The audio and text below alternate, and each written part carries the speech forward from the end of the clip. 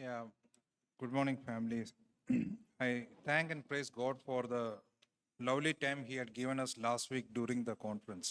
और good morning प्रिय परिवार।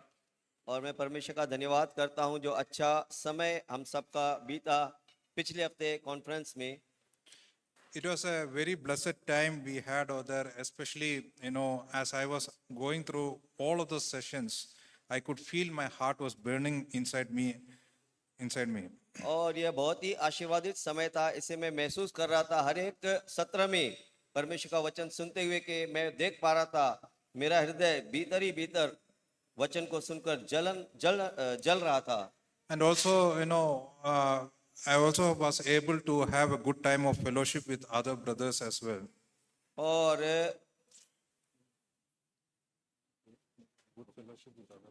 और मैंने आनंद लिया भाइयों के और दूसरे भाइयों के साथ संगति का भी। Yeah, in fact, as we were about to leave, I saw one of the young boy over there who was very reluctant to leave.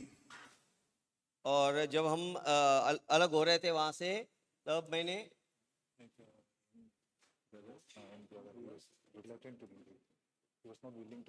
हाँ, और एक भाई को मैंने देखा, जवान था वह, मानो वहां से जाना ही नहीं चाह रहा था और वहां बैठकर आनंद लेना चाह रहा था।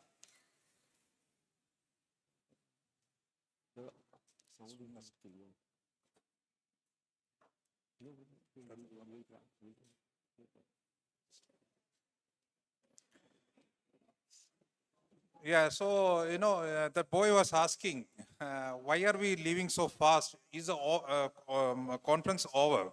तो वह भाई पूछ रहा था क्यों हम जा रहे हैं, क्या कॉन्फ्रेंस पूरी हो चुकी है?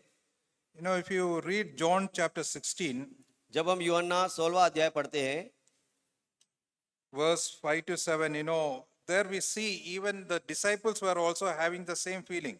और यहाँ पर 5 से 7 वचन में देखते हैं कि जो चेलों की भी प्रतिक्रिया या मन की अवस्था उस जवान के जैसी ही है। Yeah, they were walking 3.5 years with Jesus. और वे 3.5 वर्ष प्रभु यीशु के साथ चले, Like how we had the 3 days conference. और जैसे कुछ दिन पहले हमने ये कॉन्फ्रेंस किया। And they were directly listening from Jesus. और वे जो 3.5 वर्ष चले प्रभु यीशु से आमने सामने सुन रहे थे उसकी बातों को। And then in verse 5, Jesus is telling them, और 5वां वचन ऐसा कहता है, but now I am going to him who sent me, and none of you ask me, where are you going? पर अब मैं अपने भेजने वाले के पास जा रहा हूं और तुम में से कोई मुझसे नहीं पूछता तू कहां जा रहा है। Yeah, Jesus was saying, our 3.5 years of conference is over. Now it is time for me to leave. और जैसे यहाँ प्रभु यीशु मसीह कह रहा था कि 3.5 वर्ष जो कॉन्फ्रेंस के सभाओं के समान समय था वह अब समाप्त हुआ है, अब मैं जाने पर हूँ। But then he realized, no, the disciples were having grief in their heart. और यहाँ पर प्रभु यीशु मसीह चेलों के अंदर एक उत्सुकता देख रहा है। Yeah, in verse 6 he says, but because I have said these things to you, grief has filled your heart. परंतु इसलिए कि मैंने ये बातें तुमसे कही है, तुम्हारा हृदय शोक से भर गया है। Just as each one of us, sometimes when we are in the conference, we feel, oh, if this would have lasted for few more days. और जैसे हम कॉन्फ्रेंस की सभाओं में जब उपस्थित रहते हैं तो सोचते हैं कि हमारे मन की अवस्था ऐसी होती है कि और कुछ दिन ये कॉन्फ्रेंस के बढ़ा दिए जाते तो कैसा होता। See what Jesus says in verse 7. और 7वें वचन में हम देखेंगे प्रभु क्या कहते हैं, But I tell you the truth, it is to your advantage that I am leaving, for I do not leave, the helper will not come to you, but if I go, I will send him to you.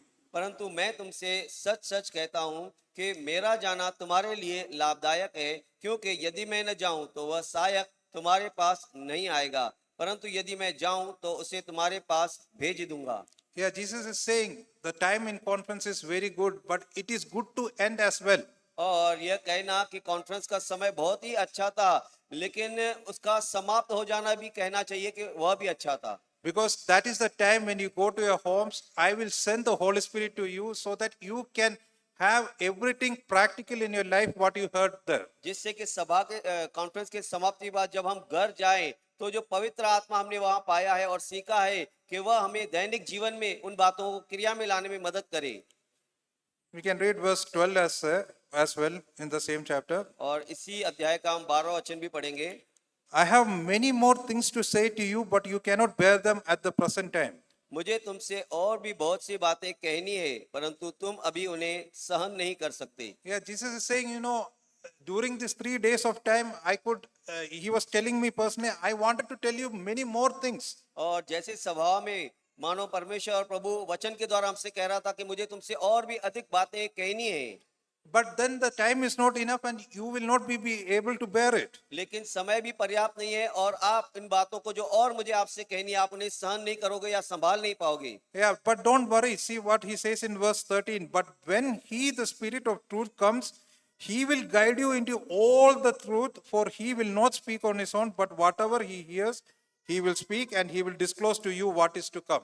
लेकिन यहाँ 13 वचन एक सांत्वना देते हुए हमसे कहता है, परंतु जब वह अर्थात सत्य का आत्मा आएगा तो वह तुम्हें सब सत्य का मार्ग बताएगा, क्योंकि वह अपनी ओर से कुछ नहीं कहेगा, परंतु जो कुछ सुनेगा वही कहेगा और आने वाली बातों को तुम पर प्रकट करेगा। That is why, the days after the conference is very exciting for me. और इसीलिए जो कॉन्फ्रेंस के बाद के दिन थे मेरे लिए बहुत सी उत्साह से भरे हुए दिन थे। Yeah, that is the time when, Holy Spirit as an helper, he comes, sits beside me and take me through each and everything that I have heard in the conference. क्योंकि इन्हीं दिनों में है पवित्र आत्मा मेरे संग होकर जो कुछ मैंने सीखा है उन पर मनन करने और उन पर आचरण करने के लिए मेरी मदद बना। And that is why I made a practice, to take down the notes during the conference time so that I can keep meditating on them and ask the Holy Spirit to reveal more and more of what I have heard. और इसीलिए मैं conference में जो मैंने सीखा वह सब मैं लिख रहा था, जिससे मैं जब लौटूं घर पर तो मैं उन पर मनन करूं और पवित्र आत्मा से उस पर और चलने के लिए और उसका प्रकाशन पाने के लिए मैं सीख सकूं। Yeah, dear brothers and sisters, today we thought, we didn't have that session usually we used to have in the conference time. हाँ, जो इसके बाद का जो भाग है हमने सोचा हुआ Usually we used to have one session on the last day of the conference that we didn't have this time. हाँ, कॉन्फ्रेंस के दिनों में हम अंत में एक सत्र करते हैं जो इस समय वह इन दिनों में वह हमने नहीं किया। Yeah, that was where we used to give everybody opportunity to testify about what the Lord has spoken to us. और वह सत्र रहता था कि हम उसमें गवाही देते कि जो परमेश्वर ने हमसे बात की है उसके विषय में। Yeah, so today, we give that opportunity to each and every one of us to testify for what the Lord has spoken to you during the conference time. और इसीलिए वह सत्र मानो अब यहाँ हम करने जा रहे हैं कि जो परमेश्वर ने हमें उन कॉन्फ्रेंस में सिखाया है उनमें से हम आकर उसमें से साझा करें। So that you can do it during the open sharing time. और ओपन शेयरिंग के समय वह किया जाएगा। And I just wanted to take you through, the 10% of what the Lord had blessed me during the conference. और जो कुछ परमेश्वर ने कॉन्फ्रेंस के दौरान मुझे आशीर्वादित किया है उसमें से मानो 10% ही मैं आपसे साझा करने वाला हूँ। Yeah, we were hearing about this overcoming Satan and the world. Overcoming Satan and the world. हाँ, हम जो सीख रहे थे वहां पर है वह शैतान पर और संसार पर जय पाना। Yeah, we can turn our Bibles to Galatians chapter 1. और हम अपने पवित्र शास्त्र गलतियों इसका पहला अध्याय की ओर जाएंगे। Verse 4. चौथा वचन गलतियों 1:4। Who gave himself to our sins so that he might rescue us from this present evil age according to the will of our God and Father. जिसने हमारे पापों के लिए अपने आप को दे दिया कि हमारे परमेश्वर और पिता की इच्छा अनुसार हमें इस वर्तमान बुरे युग से छुड़ा ले। Yeah, why did Jesus died? क्यों प्रभु यीशु मसीह मरा? According to this verse, it very clearly says, in order to deliver me from the present evil age. और इस वचन के आधार पर साफ है प्रभु यीशु मसीह क्यों मरा कि इस वर्तमान बुरे और दुष्ट युग से हमें छुड़ा ले। Yeah, dear brothers and sisters, if we are not being delivered from the influences of this evil world, then it is meaningless to say that Jesus has died for me on the cross. और अगर भाइयों और बहनों हम अब तक छुड़ाए नहीं गए हैं इस दुष्ट संसार से तो यह कहना कि प्रभु यीशु मसीह मेरे लिए मरा है यह व्यर्थ है। Yeah, the children during the memory verse time, they were quoting this verse from 1 John 5:18 and 19. और बच्चे जब वचन साझा कर रहे थे तो वचन बता रहे थे 1 यूहन्ना 5वां अध्याय 18 और 19। There it says in verse 19 that the whole world is lying in the power of the evil one. और वहाँ 19वें वचन में बच्चों ने बताया कि सारा संसार उस दुष्ट के वश में पड़ा है। But see what the verse 18 says. It says that God keeps those who are born of him from the evil one. लेकिन 18वां वचन कहता है कि परमेश्वर उनको संभालता है जो उससे उत्पन्न हुए हैं। The world is in the power of the evil one, और जो संसार है उस दुष्ट के वश में पड़ा है, but God is able to keep those who are born of him from the influences of this evil one. लेकिन परमेश्वर से जो जन्मे हैं परमेश्वर उन्हें संभालता है, रक्षा करता है उस दुष्ट से। Yeah, you know, Victor brother was also encouraging us to discuss these three verses, in our family time, during our family fellowship.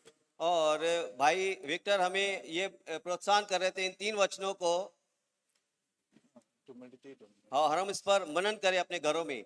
Yeah, as a family with our children's husband and wife, you know, it is good. He's mentioned that it is good to meditate on these three verses. और भाई बता रहे थे इन 3 वचनों पर मनन करना अच्छा है, एक परिवार होने के नाते, परिवार के साथ, बच्चों और परिवार और पत्नी के साथ बैठकर। Yeah, the first verse is in John chapter 16, verse 33. पहला वचन था यूहन्ना इसका 16वां अध्याय और 33वां वचन।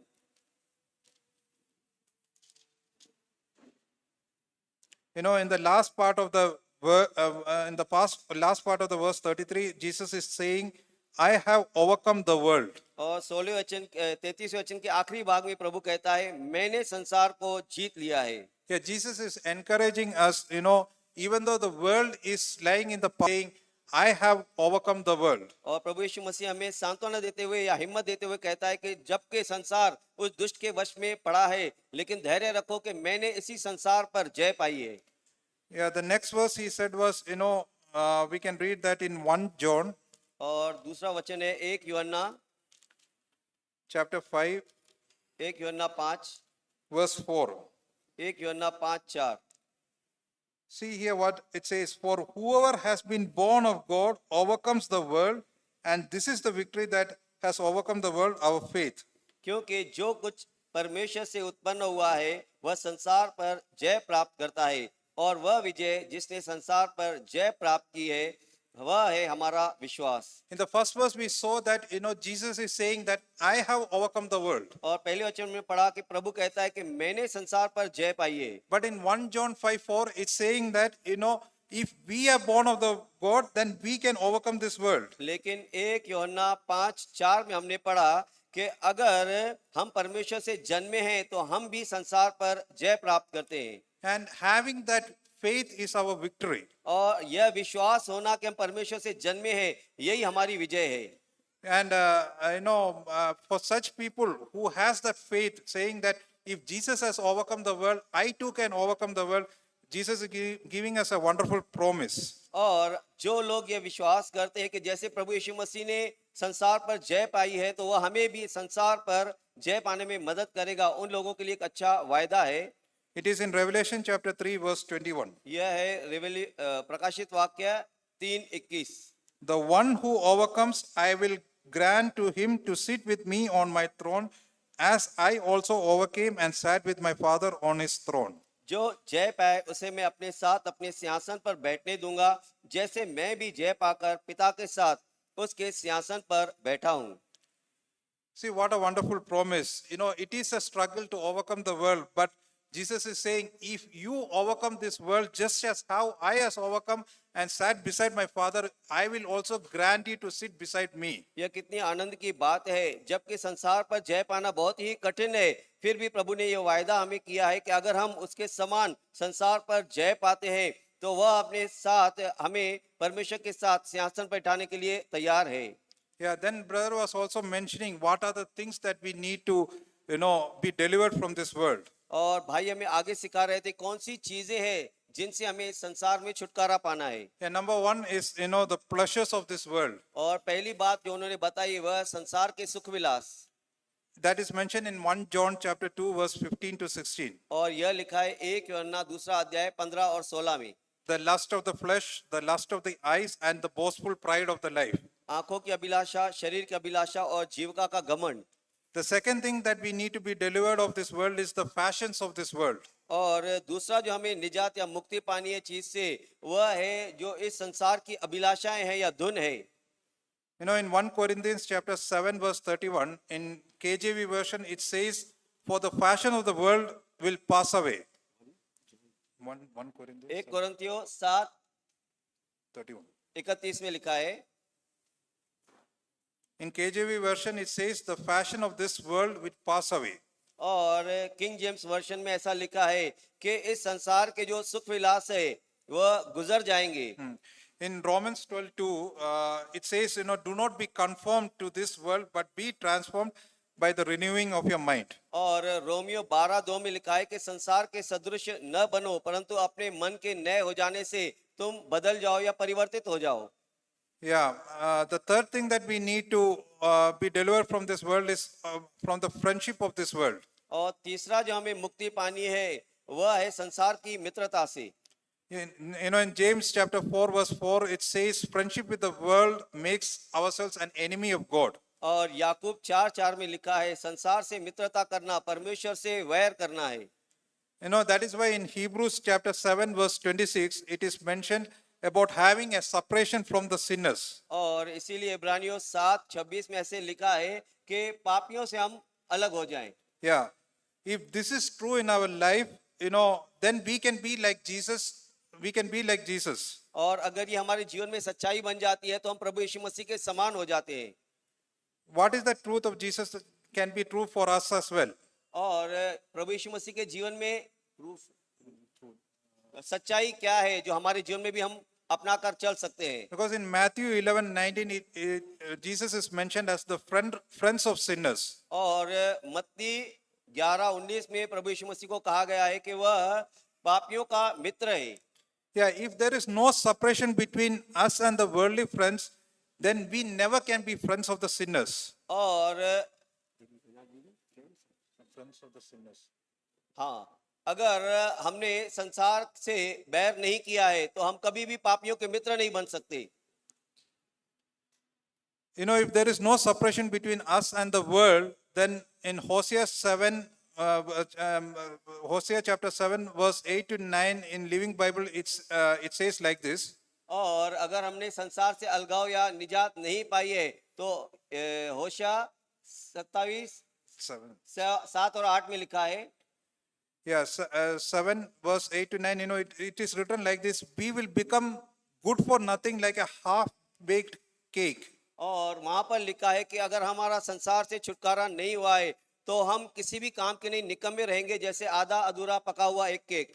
And not only that, we will lose our spiritual strength and we will become spiritually weak and old. और इतना ही नहीं, हम अपनी सामर्थ्य जो आत्मिक है वो खो बैठेंगे और मानो स्पिरिचुअली एक निकम्मे हो जाएंगे। Now, the next thing that we need to be delivered is from the value of this world. और दूसरा जो हमें अलगाव होना है जो संसार का मूल्यांकन है उससे। Yeah, in Luke chapter 16 verse 15, you know, we see that whatever the world esteems so highly is detestable in the sight of God. और लूका 16:15 में ऐसा लिखा है, जो कुछ संसार की दृष्टि में सम्मानीय है वह परमेश्वर की नजर में घृणित है। Yeah, the next thing, you know, we need to be delivered from the world is the elementary things and the customs of this world. और दूसरा जो हमें अलगाव होना है संसार के जो प्रारंभिक शिक्षाएं हैं और जो रीति रिवाज है उससे। Now, if you read this Colossians chapter 2 verse 20 and Galatians chapter 4 verse 8 to 9, अगर हम कुलुसियों 2:20 और गलतियों 4:8 और 9 पढ़ेंगे, you know, there Paul is encouraging each and every believers who have died with Christ should not return to man-made rules. और वहां पर पौलुस प्रोत्साहित कर रहा है हर एक विश्वासी को जो प्रभु यीशु मसीह के साथ मर चुका है कि संसार के वह नियमों से अलग हो जाए। Yeah, they should not even return to the weak and the worldly principles they were already freed from. और जो पहले ही निर्धारित किए हैं जो रीति रस्म है संसार के उससे वे अलग हो जाएं। But live instead in the true freedom that comes from knowing God. लेकिन जो परमेश्वर को जानने से सच्ची आजादी मिलती है उस आजादी में वे चलें। Yeah, and the other thing that we need to be freed from the world is fighting for this world. और दूसरा जो हमें अलगाव होना है संसार से, वह संसार से लड़ाई और झगड़े से हमें अलगाव होना है। You know, in John chapter 18 verse 36, Jesus said that his kingdom is not of this world, else his servants would have fought for it. और यूहन्ना 18 में लिखा है कि प्रभु यीशु मसीह ने कहा, अगर मेरा राज्य संसार का होता तो मेरे दास आकर इसके लिए लड़ते। That is why in Luke chapter 12 verse 15, Jesus is warning us to be on guard from every form of greed. और इसीलिए लूका 12:15 में प्रभु यीशु मसीह कहता है, सावधान रहो, हर एक तरह के लोभ से सतर्क रहो। Yeah, now, brother was saying about a test that we can see how much do we fight for the world or not. और यहाँ पर एक परख भाई ने बताई है कि हम कितना इस संसार से लड़ते हैं या नहीं।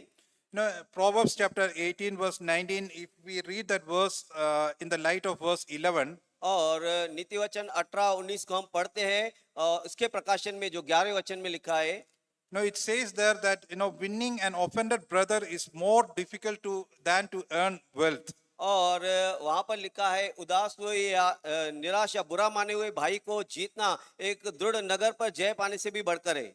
Yeah, so the question is, are we willing to put the same or more effort than that we show in earning wealth to win back a brother who is offended? और जैसे संसार में हम संसार में धन कमाने के लिए परिश्रम करते हैं, लगन रखते हैं, उतनी लगन और परिश्रम हम एक रूठे हुए भाई को मनाने के लिए करते हैं क्या? How much we are hard working to earn for ourselves. और हम कितना मेहनत करते हैं हमारे लिए। But when we see a brother or a sister is offended because of something that we have done to them, how much effort do we put to win back them? लेकिन अब जब देखते हैं कि कोई भाई या बहन हमारे कुछ बोलने, हमारी चाल से कुछ बुरा मान गया है, तो संसार में धन कमाने के समान जब हम परिश्रम करते हैं, क्या वैसा परिश्रम उन्हें हमें फिर से मना लेने में करते हैं क्या? Yeah, if we are not eager to be delivered from these influences of the world, then we will be ending up with the leaven of Herod. और अगर हम इसमें तत्पर नहीं है ऐसी सांसारिकता से छुटकारा पाने के लिए, तो हम जो एक खमीर है, जो हेरोद का खमीर है, उसमें हम पाए जाएंगे। Yeah, this is mentioned, Jesus has mentioned this in Mark chapter 8 verse 15. और यह मरकुस 8:15 में प्रभु ने बताया है। Yeah, what was this leaven of Herod? और ये जो हेरोद का खमीर था वो क्या था? He enjoyed listening to John the Baptist. और वह यूहन्ना बपतिस्मा देने वाले को सुनने के लिए रुचि रखता था। But he was not ready to give up the sins that he enjoyed. लेकिन वह तैयार नहीं हुआ उन पापों को जिनसे वह मजा लेता था उनको छोड़ने के लिए। This represents today's Christians. और यह लागू होता है आज के मसीहों पर। They are very eager to come to the church and listen to messages. और वे बहुत ही उत्सुक रहते हैं कलीसिया आने और संदेश को सुनने के लिए। Not only on Sunday, but throughout the week, through YouTube and other channels, they are very eager to listen to the messages. और केवल रविवार ही नहीं, लेकिन YouTube और अनेक माध्यमों से वे हफ्ते भर संदेशों को सुनने के लिए तत्परता और धुन दिखाते हैं। But at the same time, they are not ready to repent from their sins and pleasures which they want to enjoy secretly. लेकिन साथ ही साथ जो वे पाप व्यक्तिगत उसका आनंद लेते हैं, उससे पश्चाताप करना या मन फिराना भी नहीं चाहते। And then they end up leading a double life. और इससे उनका अंत होता है कि दोहरा जीवन में जीने लगते हैं। The result of this is, we read this in Mark chapter 5 verse 2 about a man who was having an unclean spirit. और उनका अंत ऐसा होता है जैसा मरकुस 5:2 में पढ़ते हैं, एक व्यक्ति जिसमें दुष्ट आत्मा थी, अशुद्ध आत्मा थी, sorry. Here it is not mentioned that he had an evil spirit, but it is mentioned that he had an unclean spirit. और यहाँ पर दुष्ट आत्मा ऐसा नहीं लिखा है, लेकिन एक अशुद्ध आत्मा उसमें थी, यह लिखा है। Yeah, unclean spirit is different from the evil spirit. और दुष्ट आत्मा से जो अशुद्ध आत्मा है, भिन्न है, अलग है। Yeah, unclean spirit is that which enjoys to keep secret sins in their life. और जो अशुद्ध आत्मा है वह यह आत्मा है जो आनंद लेती है, जो गुप्त में वह पाप करता है। The other thing we see that is that the man with the unclean spirit was naked. और दूसरा हम देखते हैं उसमें कि जो अशुद्ध आत्मा से जकड़ा हुआ व्यक्ति है वह नग्न है। Yeah, evident mark of an person having an unclean spirit is that they will be addicted to sexual immoral sins. और ऐसा व्यक्ति जो ऐसी अशुद्ध आत्मा से जकड़ा है वह एक नैतिक अयोग्य अवस्था में जीता रहेगा।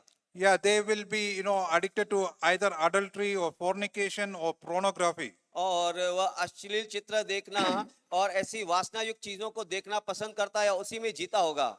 And if we allow this unclean spirit to dwell in us, then it will bring many more unclean spirits to back.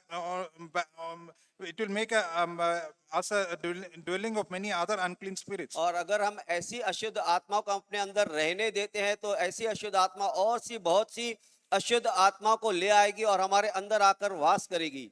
Yeah, on the contrary of this, we see in Luke chapter 7, verse 36 to 50 about a woman who was there at Jesus' feet. और इसके विपरीत हम देखते हैं look 7:36 से 50 में एक स्त्री She was a sinful woman who was at Jesus' feet. और वह एक साधारण स्त्री थी. Yeah, she was a sinful woman who was, we see about that woman who was a sinful woman, but she came and she was at Jesus' feet. और वह एक पापिन स्त्री थी लेकिन वह आकर प्रभु के चरणों में बैठी है. Yeah, once the very hands which she used for sinning is now at the Jesus' feet. और उन्हीं हाथों से जब वह एक समय में पाप करती थी अब वह प्रभु के चरणों में है. Her attractive eyes which she tempted men is now washing Jesus' feet. और जो उसकी आंखें हैं जो पुरुषों को आकर्षित करने वाली थी अब उन आंखों से आंसू बहाकर वह प्रभु के चरणों को धो रही है. The very hair with which she considered as a part of her beauty is now wiping Jesus' feet. और वह बाल जो उसकी सुंदरता थे उन्हीं बालों को लेकर वह प्रभु के चरणों को पोंछ रही है. Her lips which she kissed other people is now kissing the feet of Jesus. और उन होठों से जो और पुरुषों को वह चूमती थी अब वह प्रभु के चरणों को चूम रही है.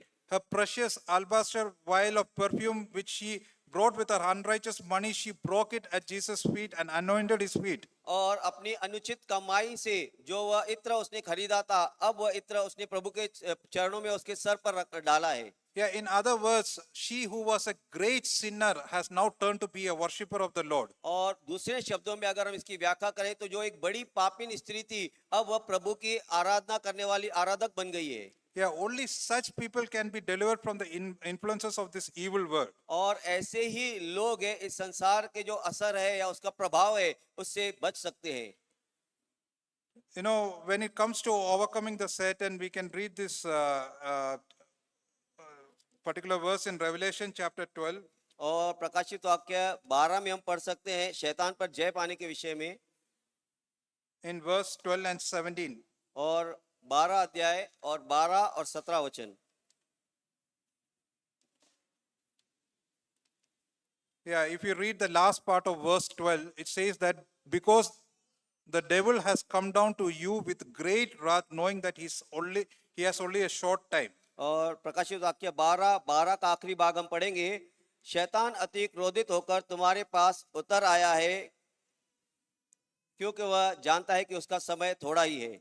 Yeah, here it says, devil is coming coming for a warfare because knowing that he has only a short time. और यहाँ पर हमने पढ़ा कि शैतान अति क्रोधित होकर उतरा है क्योंकि वह जानता है कि उसका अब थोड़ा ही समय है. To whom does he come? Does he comes to all the people who are attending the church? और किन लोगों के पास वह आता है? वे लोग जो कलीसिया में उपस्थित होते हैं. Is it to them? क्या उनके लिए आता है?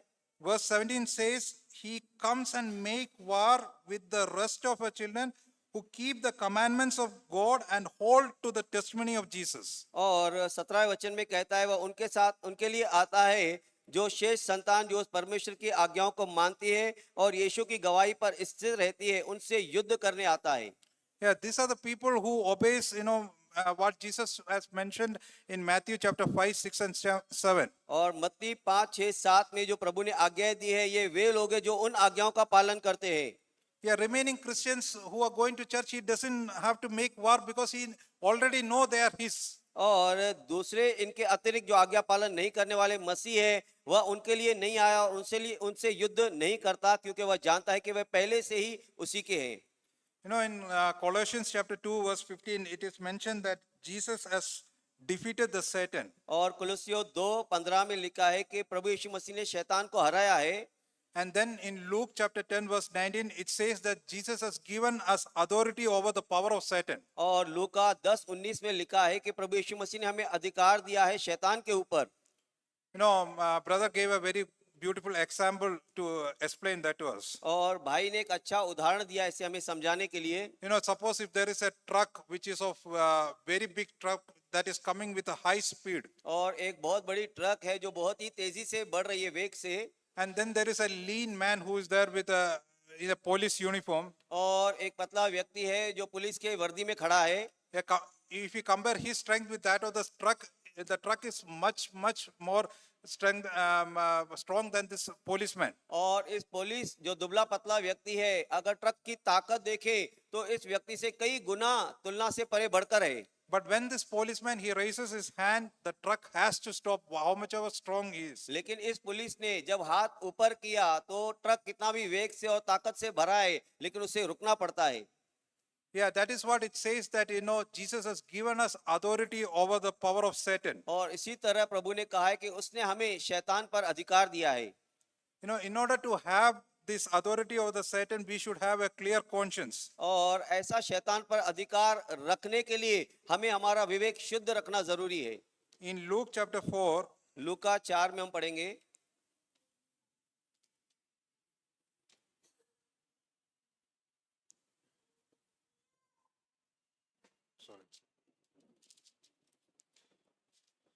there is this, in verse 5, we see that, Satan has taken Jesus, where Satan is tempting Jesus. और यहाँ पर हम देखते हैं कि शैतान प्रभु की परीक्षा कर रहा है, परीक्षा ले रहा है। And what is this devil saying to Jesus? और ये शैतान प्रभु से क्या कह रहा है? See, first we see in verse 5 that he showed him all the kingdoms of the world in a moment of time. और क्षण भर में हम 5वें वचन में पढ़ते हैं कि संसार के सारे राज्यों का वैभव उसने प्रभु यीशु को दिखाया। And then the devil is saying to Jesus, I will give you all this domain and its glory, for it has been handed over to me, and I give it to whomever I want. और 6ठे वचन में शैतान प्रभु यीशु से कहता है, यह सारा अधिकार और इसका सारा वैभव मैं तुझे दे दूंगा, क्योंकि यह मुझे दिया गया है। And then he says, therefore, if you worship before me, it shall all be yours. और 7वें वचन में कहता है, यदि तू मुझे दंडवत करे तो यह सब कुछ तेरा हो जाएगा। Whenever we run for things after this world, it is like we are bowing down and worshipping Satan. और जब हम संसार की चीजों के पीछे पड़ते हैं तो हम दर्शाते हैं कि मानो शैतान को हम घुटने टेकते हैं या उसको दंडवत करते हैं। Yeah, we are called to have authority over the Satan, but when we run after the things of this world, it is like we are worshipping him. We are giving our authority back to him. और हम जो बुलाए गए हैं कि शैतान पर हम अधिकार जताएं, जब हम उनकी चीजों के पीछे पड़ते हैं तो हम उसको दंडवत करते हैं, प्रणाम करते हैं। जो अधिकार हमने पाया है मानो हम आशीर्वादित हैं। Brother Zach reminded us that verse in Hebrews chapter 11 verse 40. और भाई जैक ने हमें याद दिलाया इब्रानियों 14 में 11:40 में। It says that God had provided something better for us, so that apart from us they would not be made perfect. और वहां पर लिखा है कि परमेश्वर ने हमारे लिए उनसे भी कुछ अच्छा बना के रखा है, उनके बगैर हमारे बगैर वे उसे पाए नहीं। No matter who all the mighty prophets were there in the Old Testament, और जूने करार में कितने महान वे संत थे या नबी थे, or whoever mighty men of God were there, और कितने महान परमेश्वर के जन थे, irrespective of whatever miracles or whatever they have achieved, इसके बावजूद भी कितने भी चमत्कार उन्होंने किया या जो कुछ भी परमेश्वर से उन्होंने प्राप्त किया, here it says God has provided something better for us than them. और यहाँ पर लिखा है कि परमेश्वर ने हमें उनसे भी बढ़कर उत्तम देने के लिए कुछ ठाना या ठहराया है। Not only that, in 1 Peter, एक पत्रस में इतना ही नहीं,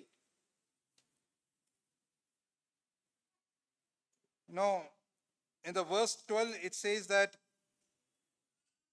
even the angels are longing to look into this. और एक पत्रस 1:12 में लिखा है कि सरदूत भी इन बातों को देखने की लालसा करते हैं। So how much better are we? और कितने हम बेहतर हैं, उनसे उत्तम हैं। And in spite of all these things, the old covenant men of God standards were much higher than ours. और इसके बावजूद जो जूने करार के लोग हैं मानो हमसे भी श्रेष्ठ ऐसा दिख पड़ रहे हैं या ऊंचे दिख पड़ रहे हैं। Do we read anywhere that Elisha was running after the money? और हम क्या कहाँ पढ़ते हैं कि एलीशा है जो संसार की संपत्ति के कमाने के लिए पीछे पड़ा रहता था, Or Moses falling into adultery? या मूसा फिर व्यभिचार में गिरा। See, they were in the old covenant and still the standards were much higher than us. और वे जूने करार में थे, फिर भी उनका स्तर, आत्मिक स्तर हमसे कई गुना ऊंचा था। Why is that? Why is that it has become like that? और ऐसा क्यों हो गया है? When Jesus died on the cross, one thing has happened was that the wheel that was there, which was separating people from the most holy place, was torn. और एक बात जो घटी थी जब प्रभु यीशु मसीह सूली पर मरा, तो वह पर्दा है जो ऊपर से नीचे फट गया, जो पर्दा मनुष्यों को या हमें उस परम पवित्र स्थान में प्रवेश करने से रोकता था। Yeah, and now see what he says in Hebrews chapter 4, verse और 16. अब इब्रानियों 4:16 में हम पढ़ेंगे क्या लिखा है। Therefore, let's approach the throne of grace with confidence so that we may receive mercy and find grace for help at the time of our need. इब्रानियों 4:16 हम पढ़ेंगे।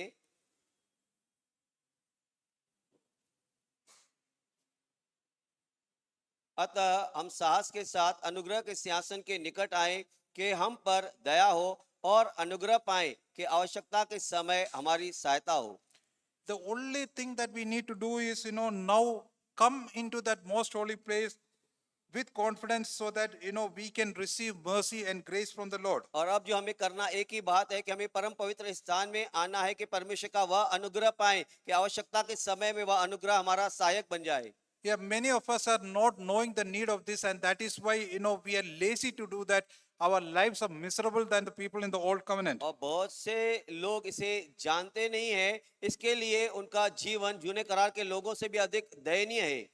Yeah, Brother Zach was encouraging us, every morning when we get up, we should be very eager to enter into the presence of God. और जैसे भाई Jack हमें प्रोत्साहित करते कह रहे थे कि जैसे हम नींद से सवेरे उठते हैं तो हमारे अंदर एक धुन या लगन होनी चाहिए प्रभु की उपस्थिति में जाने की। And my prayer is, I say to the Lord, Papa, give me more grace today.